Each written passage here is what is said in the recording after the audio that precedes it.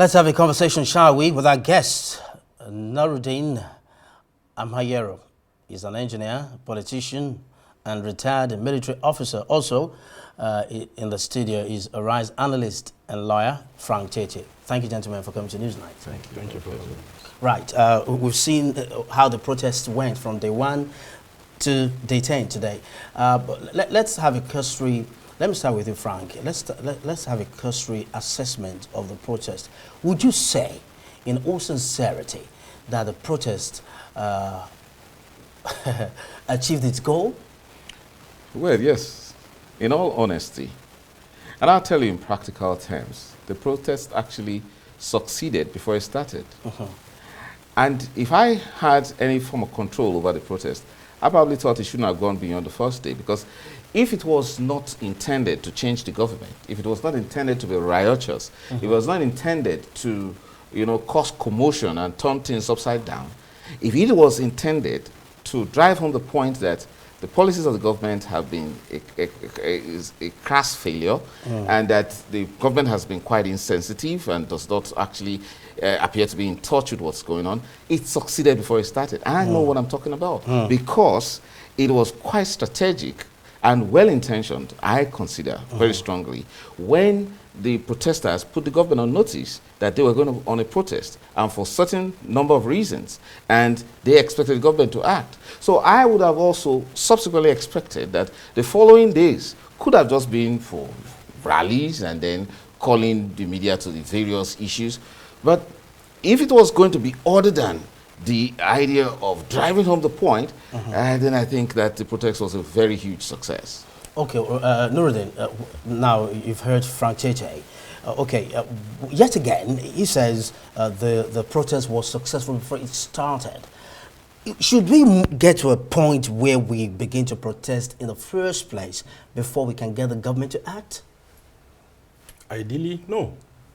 Because when any government is coming to power, they come with all manner of promises. And as soon as there's a president on the seat, he tends to form a cabinet. Right. And he begins to analyze with his cabinet members how to go about with governance. And if things were done the right way, there was this. He took over from the former president in the same party, which is our party, and is expected.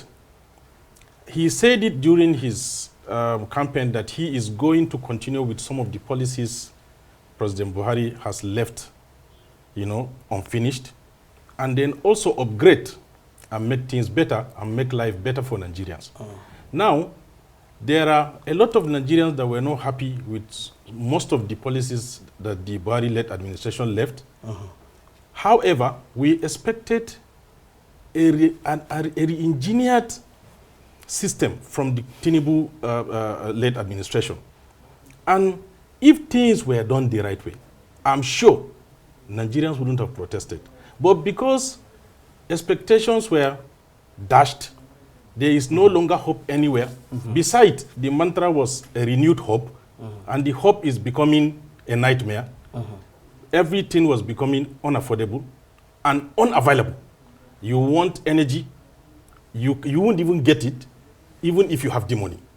Okay. So there was no availability, there is no affordability. No affordability. And the frustration sets in. No availability, no affordability. And so frustration sets in. I'll come back to it. Let me quickly get back to Frank. Now, before it started, it became successful, as you said. Yeah. Okay. Now, doesn't that look to you like the protesters were successful because they were able to call for hoodwink, quote unquote, the federal government? What was the assurance that after the protests completely died down, we will not return to status quo? No, I don't think it succeeded in the sense that it was able to bring to the attention of the whole world that President Bola Tinubu's policies were failing in Nigeria. Don't make no mistake about it. He had set out on the right path when he took out subsidy, but his government now began to suffer what we call a serious trust deficit. The people no longer trusted him. They no longer trusted his policies. The people no longer trusted the operators of the government. And all they needed to do was to sound the alarm. And that they did successfully, very successfully on the first day. And it didn't matter to the world thereafter, because I monitored international news reports on the protest, and I've seen the rating of President Bola Tinubu's government thereafter. Now, whether or not the government is going to be responsible is a different thing. Now, I will always commend the organizers of the protest. They were well-intentioned, very patriotic, and men and women that were full of sacrificial spirit for our country. That's why they went on the street. And they went out even to the 10th day. Whoever they are, whether it's Hammamyero Sore, who is being harassed and accused of all sorts of things today, I see them with very good intentions. However, imagine, especially in northern Nigeria, where you have seen a situation where the government has completely failed in its ability to communicate its good intentions for the Nigerian people. And imagine if you have a spontaneous, this time around, not a protest, but a riot, because that's how it metamorphosed from the protest that it ought to be into a riot in certain places. And that's understandable. In northern Nigeria, with a number of highly uninformed youths. Now, the real failure is it's in many fronts. And I hope we have the time to look at them. We'll look at them one after the other, Frank. I see that you're in high spirit, and that's okay. I'll come back to you. We need to look at the issues. But so let me start with Nuruddin. We saw how the protest quickly became not just a riot, going by what Frank said, but an opportunity for looting by hoodlums and what have you. So where did they go wrong? What could they have done differently to be more organized? Because they promised to come back to regroup in October. So what then can they do differently this time? The government should not be in denial. What can the protesters do differently? What the protesters should do different is they should be more organized, and people should not be partisan, because this is about patriotism. It's not about my party and your party.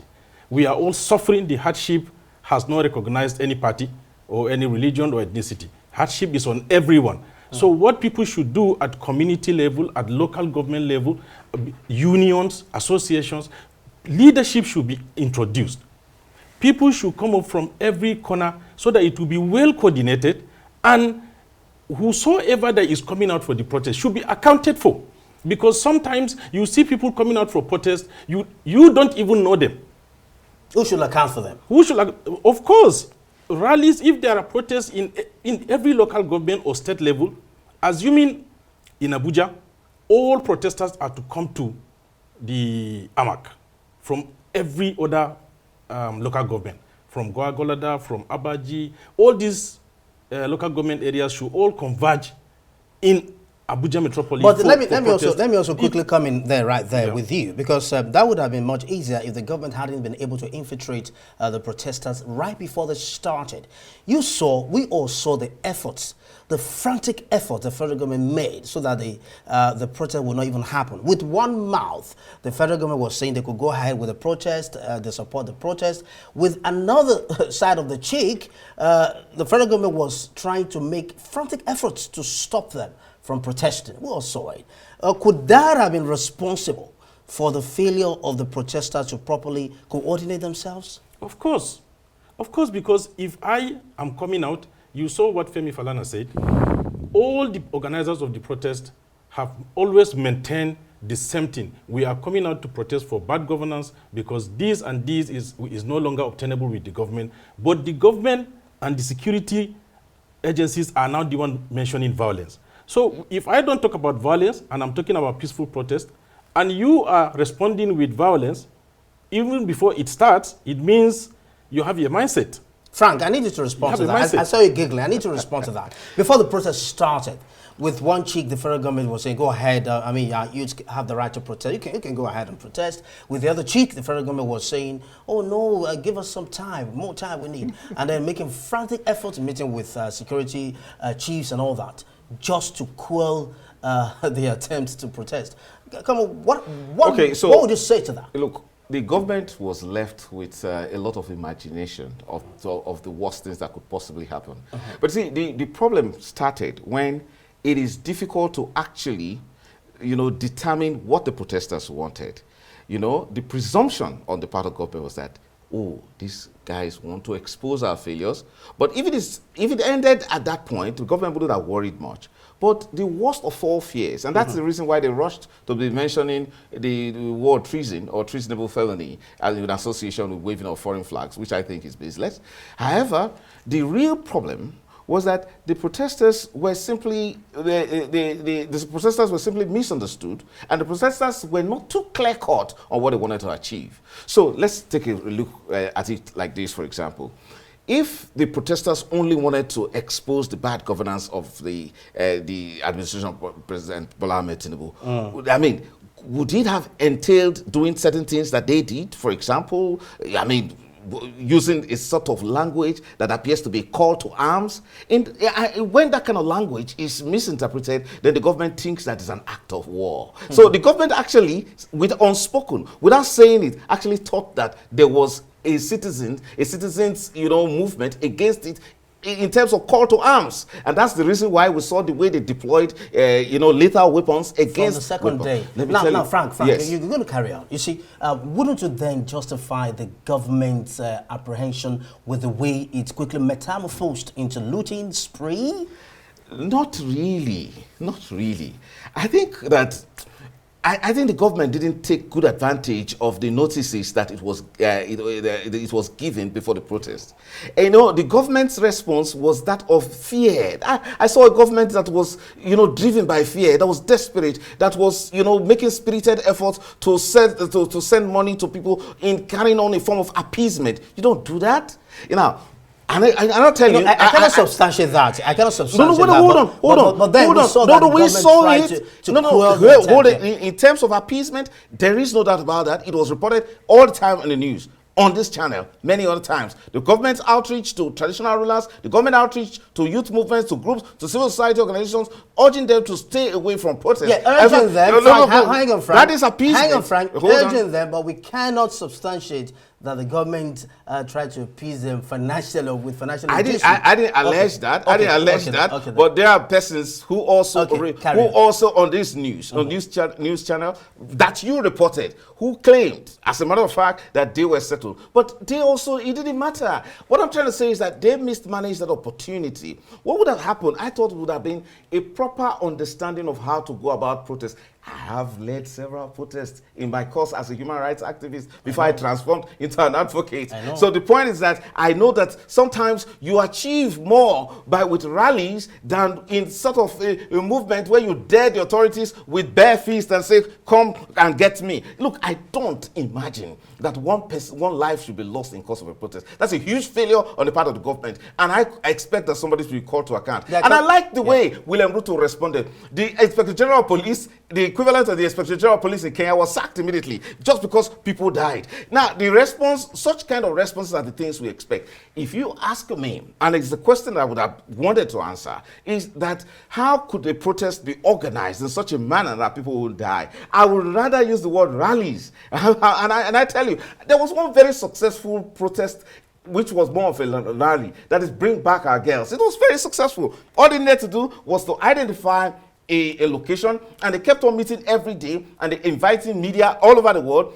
to listen to their messages, and then they were consistent until the government of Muhammadu Buhari came and appointed some of them into government, and then he died. So you would say rally, Frank. Yes. You would say rally instead of protest, instead of outright protest. Because except you want to bring down the government. If you want to bring down the government, carry on the protest in the Bangladeshi approach. Move, gather all the students and head to the State House. But if that is not your intention, for goodness sake, gather in one place. And I mean it. And then ensure that the entire world is there. You made your point, Frank. Yes. Yeah, before I come back to Nuruddin, it's a good thing you mentioned William Ruto. In Kenya, the protest achieved that size of result. And everybody was glad because the president quickly dissolved the cabinet and then withdrew the finance. Yes, he responded. And then quickly withdrew the finance bill. Do you see that happening in Nigeria? Not quite. And I think the problem has always been the poor communication associated with this government, whether in the way it receives information or the way it communicates its good intentions to the people. That is a complete disaster, and that is what has led to this disenchantment on the part of the citizenry. Now, if President Bola Ahmed Tinubu does mean well for this country, if he really means well as a senior citizen, he should realize that it is time he listens to the people that voted for him. It's time he listens to the people that own the country. Now, you cannot be, running a government with a government that seems to be pleasing one small political class against the Nigerian people. For goodness sake, he will have problems. Now, nobody contemplated the fear, the recent fear that is traumatizing them. That, because if you saw what happened in Niger, Burkina Faso, and Mali, the fear is justified when you see a Russian flag being waved in Kaduna or in Kano. Now, he didn't ever expect that the protest will get to that level. But for goodness sake, please, the government needs to realize that it needs to make serious fundamental changes today, and starting with the change of these persons who have completely failed. When the government removed subsidy, the intention was that monies that were supposed to be saved, going up to $10 billion in a year, would be channeled into other areas that will benefit the people. The people never saw that. So the people's perception is that government workers or the people working for President Bola Ahmed Tinubu, including himself, are a bunch of liars. And that may not be true. Or that something needs to be urgently done to correct that impression, or else the next thing that is coming will be inevitable. It will not be planned. It will not, and something that we don't pray for, and I don't want it. Okay, Frank, you already mentioned the waving of Russian flag in in Kano. So speak to us about how that came to be. What does that mean for our nation if there was a protest and the state was able to begin to wave a Russian flag for some form of intervention? What does that mean? I think the government blew that out of proportion. The idea of waving flags. The government gave it too much, prominence. It didn't have to matter. Now, I understand the mentality of an ordinary, northern youth, because I spend a lot of time. It's even my professional life in northern Nigeria. The idea is that, please, we even saw videos calling on the military to take over. These are all expressions of ignorance. And you know what? It only tells you that there is a failure somewhere, that your people are now losing confidence in you. Absolutely, it is not against Section 37 of the Criminal Code. It is not treason in any way, except the government, the president cannot be afraid, and nobody organize arms with flags to say he wants to take over Nigeria. However, it is an expression of the fact that what happened in Mali, Burkina Faso, and Niger, at the minds of the ordinary northern youth, is that, look, this should happen in Nigeria. And so it's a point that we need to take seriously. Frank just said that the people have lost confidence, trust in the government. Nuruddin, how can we ensure that the lost trust in government is regained? How can the people begin to believe in the words of the government again? What can the government do to regain that trust? It's service delivery. Simple. Because what you promise Nigerians is service delivery. And we all know a president cannot do it alone. The president cannot do it alone. And that is why the last time here I was saying we have governors, 36 states. We have senators. We have members of the representative. We have, of recent, the financial autonomy to local government, even though we want it back with political independence, so that there will be election conducted by INEC, which will support the financial autonomy. However, the service delivery I'm talking about, we should be seeing policies that seek to address immediate needs of the people. For example, this dollar issue that have been pressing on Nigerians, if you look at all the problems that is revolving around us today, is about the dollar. And how have we been handling it? From one policy to another, and even of recent, look at, I call it fraud. The Yemi Cardoso-led CBN now has come up with something called retail Dodge auction. The retail Dodge auction is about banks bringing biddings for trade-backed demands to ask for forex from CBN.